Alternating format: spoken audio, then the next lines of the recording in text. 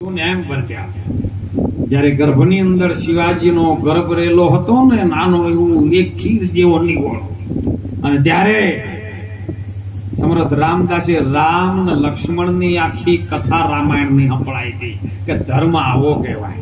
અને કથાના સાંભળવાથી માના ગર્ભની અંદર જે બાળક હતું ને જીજાબાઈમાં, એ શ્વાસે શ્વાસે, કારણ કે જો બાળકનું સંચાલન થતું હોય છે એ માનો એક સોહમ નામનો જે શ્વાસ હોય છે ને, એ એના જૂટેલો હોય છે, અને એ શ્વાસથી એ શરીરની ક્રિયા ચાલતી હોય છે, અને એમાં બધું લોહીમાં વણાતું હોય છે. અને રામ લક્ષ્મણની વાત હોભળી અને શિવાજી જેવો પ્રગટ થયો. પેટમાં પોઠીની શિવા હોભળેલી રામ લક્ષ્મણની વાત શિવાજીને નીંદરું ના આવે ને માતા જીજાબાઈ ઝુલાવે. પછી કીધું સાહેબ કે ઘૂઘરા ધાવણ પોપટ લાકડી શિવા ફેરવી લેજે, આજ કાલે તારે હાથે રહેવાની, રાતી બંબોળ ભવાની. આજે હું તારી પથારી આવી કરું છું ને, કાલ તો લાશા ઉપર તારી પથારી થાહે. પણ ભારતની ભૂમિમાં જો હિન્દુ ધર્મને બચાવવો હોય તો મરદ થઈને પેદા થાજે.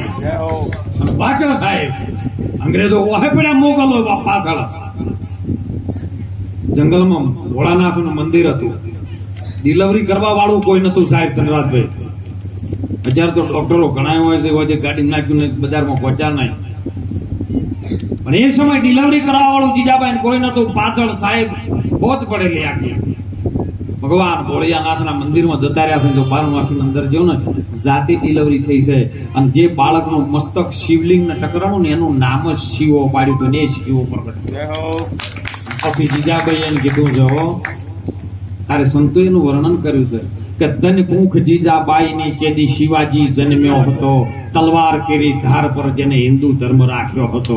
અત્યારે શું વાતો કરે હિન્દુ ધર્મ રહે? કોઈ ચૂંટણી લડવાથી હિન્દુ ધર્મ રહે? હે ચૂંટણી વાળો તમે વિશ્વાસ ન રાખતા, એ તો આજે હમણાં છે કાલે હમણાં એવું લઈ લીધું. હે રોણા મેં તો રામ રતન ધન પાયો, એ તો ખર્ચું ના ખૂટે ને વાપરું તો વધે, દિન દિન બળે આ તો સવાયો. એ રોણા મેં તો રામ રતન ધન પાયો. એ રામ નામનું ધન મળી ગયું સાહેબ. અને જીજાબાઈએ કીધું શિવા મરજે રણ મેદાનમાં, પુત્રને પરકારથી શિવા મરજે રણ મેદાનમાં. અમ દેશની આર્ય રમણી અમર છે ઇતિહાસમાં. આવી કોઈ જનેતા પાકે ને તો કદાચ શિવાજી પેદા થાય ને કે જેઠાલાલની સિરિયલો જોવો, એ શિવાજી નો પ્રગટ થઈએ બાઘા આવે. ખોટ એટલે મહાપુરુષે મૂકી છે સાહેબ. જનેતા આગળ પ્રાર્થના કરી છે, કારણ કે સંતને જન્મ માં જનેતા આપે છે. આજે ધન્યશાળી જનેતા ને કમળાબાને સાહેબ જેના દીકરાઓ યાદ પાયની પાછળ ભજન કર્યું છે સાહેબ. હે આવો માહોલ ઉભો કર્યો અને એની પાછળ આજ ભજન થાય. દીકરાઓને ધન્યવાદ છે સાહેબ, કારણ કે એની કુમારી હોય. સુંદરમને વાત નથી કરી કે જ્યારે ધનરાજભાઈ કે મારો ફાળો હોય ત્યારે એમના 200-500 રૂપિયા મંડળમાં હોય ને એની પાછળ ભજન થાય, અને એના દીકરાઓ સાહેબ ગુણિયલ પાકે. અને એટલે મહાપુરુષો કહે છે કે જાજ આ સમય વર્તમાનનો આવ્યો છે, જાગવાનો આવ્યો છે. તમે બીજું કશું કોઈનું ન કરી શકો, કોઈની, પણ તમે તો બચી શકો એવું કઈ કાર્ય ઉભું કરો સાહેબ. નહીતર ઘડી પલકો છે આ મેળો, પંખીડાનો મેળો છે સાહેબ. કયા ટાઈમે આર્યું ઉડી જાય ખબર નથી સાહેબ. ઘડી પલકો મેળો, એક ઘડીકમાં આયા છે જતા રહ્યા, કોઈ ખબર પડશે નહીં. અને એટલે મહાપુરુષો આપણા ભારતના સંતો કહે છે કે તમે ધર્મને જાણજો સાહેબ. ધર્મ છે ને એ જાણવો, જેવી તેવી વાત નહીં સાહેબ. સાઈ વલીએ કીધું છે એ કોઈ યારે મોજ ને જાણે, એ કોઈ યારે મોજ ને જાણે, કાયર નરનામોમાં કામ નથી ને આ તો સુરાની છે સમશે. અરે સુરા હોય તે ઓમાં ભરી ભરી પીવે જેને ઘટના નો આવે લીલા લે, કોઈ આવે મોત ને મોને જેવા તોવાનું નહીં. શૂન્ય મંડળ થી આવે ને જાવે એ વોહી પીયું કા શેર. વાત નથી કરી કે જીવ રાજા તમે આયા છો ને જવાના બધાને આપણને ખબર છે ધનરાજભાઈ કે આયો છે ઈ જવાનો, પણ જવાનું છે એટલે ઈ તો એડ્રેસ જોવે કે ના જોવે. આપણે હોય છે મારે પાલડી થી આવવું હતું ઠેઠ પાટણ થી, એટલે ધનરાજભાઈ કીધું હતું કે હું મારા ઘર મોરે જઈને ગાડી લઈને હેડ ગયો. આવું એડ્રેસ આલ્યું એટલે મારે હેડ્યું હોય આપવું પડ્યું.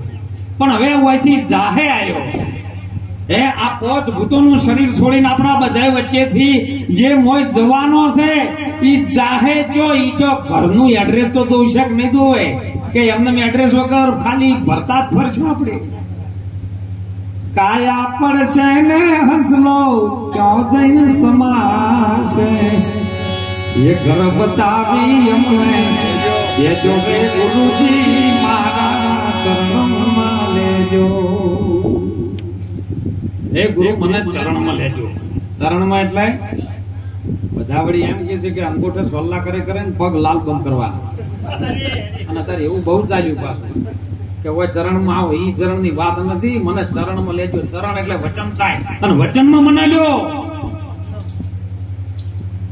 ઈ વચનમાં જો તમે આવી જાઓ તો પછી વચને બ્રહ્માંડ રચાણો, વચને પવન ને પાણી, એ વચને કોઈ સાત સમુદ્ર રચાણ્યા, અને વચને પૃથ્વી ઠેરાણી. તમે સત્ય વચન ને લેજો જોણી. આ ગુરુ વચન છે ઘણો મોટો, એ તો કોક મહાપુરુષે જોણી. સાહેબ આ વાત જોણવી જમતમ વાત નથી. એટલે મહાપુરુષો કે એક ચિત ગંગા સતીએ કીધું કે અલખ ને આરાધવો હોય તો એ એકાંતી બેસીને આરાધો. કોઈ ભજન થાય એવું નથી સાહેબ. આ તો ઘણીવાર મનનું રંજન થાય પ્રવીણભાઈ, પણ ભજન છે ને એકાંત નું છે. તમારું શબ્દ અને સુરતા બે એક ઘરની અંદર જાય, એકાંતીય થઈ જાય. ચારે બાજુ તમારી 10 ઇન્દ્રિયો કામ કરતી બંધ થઈ જાય. 4 ઇન્દ્રિયોની ઉપર મૂળ થઈ એ બંધ થઈ જાય. મોરને કમળમાં 4 ચોકી, ત્યાં ગુણપતિ આસન ધર્યા, 68 તીરથ ગજ કરી બેઠા. એ વિના ભજન કોણ તર્યા. એ જે કળા છે ને 14 ઇન્દ્રિયોની, એ 14 બંધ થઈ જાય ને, અને મૂળ ઘરમાં સમાવેશ થાય ને, ત્યારે આ ભજન એકાંતમાં થાય ને તમને દુનિયાની તાકાત કોઈ કશું ન કરી શકે. હમણે સુંદર વાત કરી હતી કે મરેલા મરદે હાથ કરે, પણ એકાંત નું ભજન થાય. એકાંતમાં આવી જાય ને તો અત્યારે તો મહાત્મા તો એવા પડ્યા છે, પણ મહાત્માને ખબર પડી ગઈ છે કે અરે હવે ઓમ જ છે. એને કોઈને જ્ઞાન જોતું નથી, કોઈને આધ્યાત્મિક સિદ્ધાંત જોતું નથી, કોઈને આત્માની ઓળખાણ કરવી જ નથી. અત્યારે ગુરુ મહારાજ જોડે છે એટલે તરત બધા એમ જ કહે બાપો છોકરા ગોઠતા નહીં, માથે હાથ મેલો કોક સમજાવો. બાપુ કે અમારે નતા સમજતો તાણે તમે બાબા બન્યા. એ મેલી અમે હોય આયા તો તમે તમારો છોકરો લઈને ચેડ્યા. શાંતિ રાખો બાપા, મહારાજ હેરાન ન કરજો.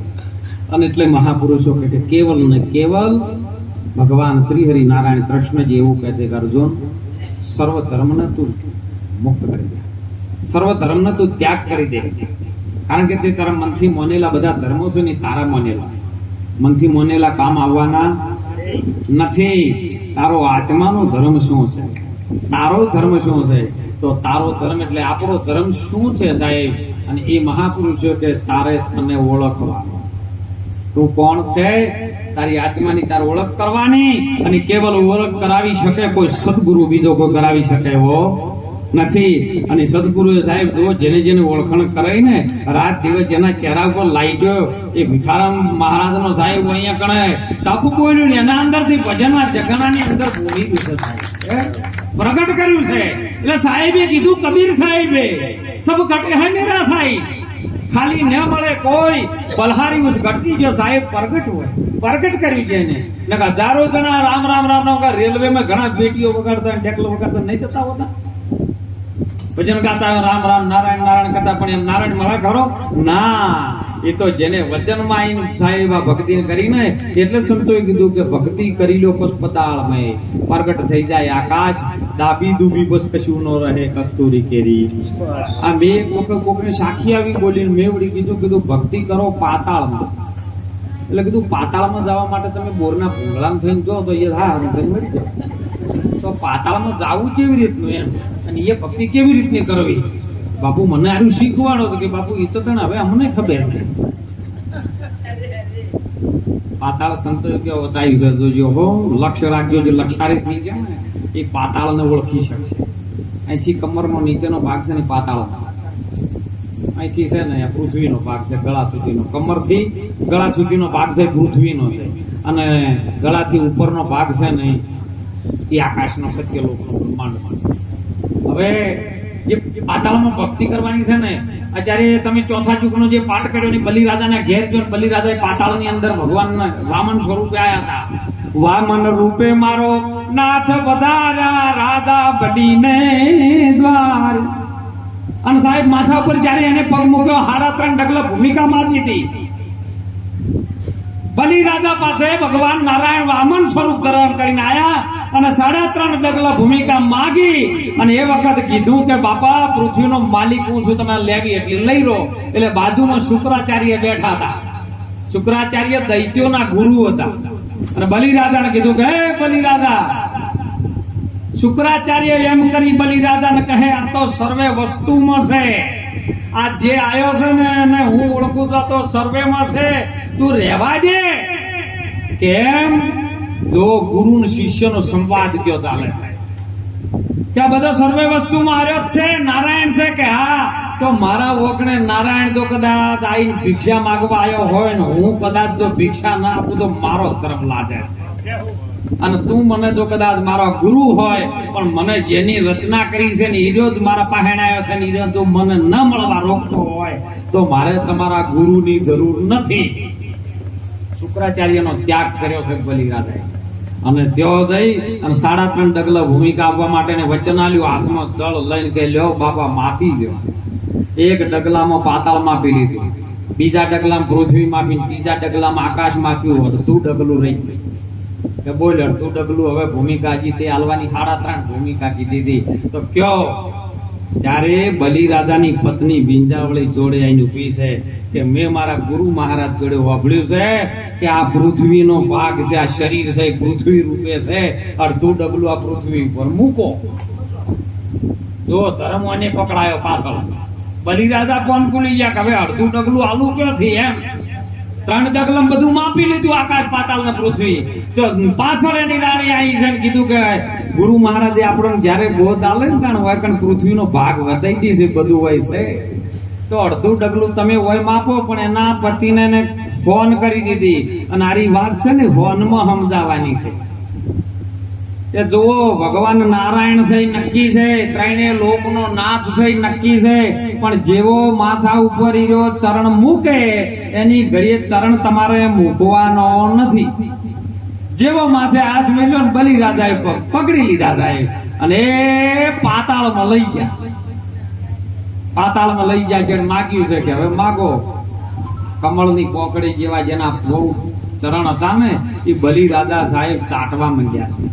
અને ભગવાન નારાયણે કીધું બલિરાજા માં જ તારી ભક્તિથી હું પસંદ થયો છું કે માગો. 8 પોર ને 32 ઘડી તમે હોયથી મારી જોડેથી ન જવા જો. ભગવાન ફસાઈ ગયા. શબ્દો ના બોધ્યા સંતે શું કરે, અને એવા પૂરા ગુરુ હોય ત્યો જઈને મળે. વચનો ના બોધ્યા સંત શું કરે. વચનથી પરમાત્મા બોધી લીધો એટલે પરમાત્મા ગભરાઈ ગયો કે 8 પોર અને 32 ઘડી તો હોય રહું તો બીજી લીલા ક્યારે કરું.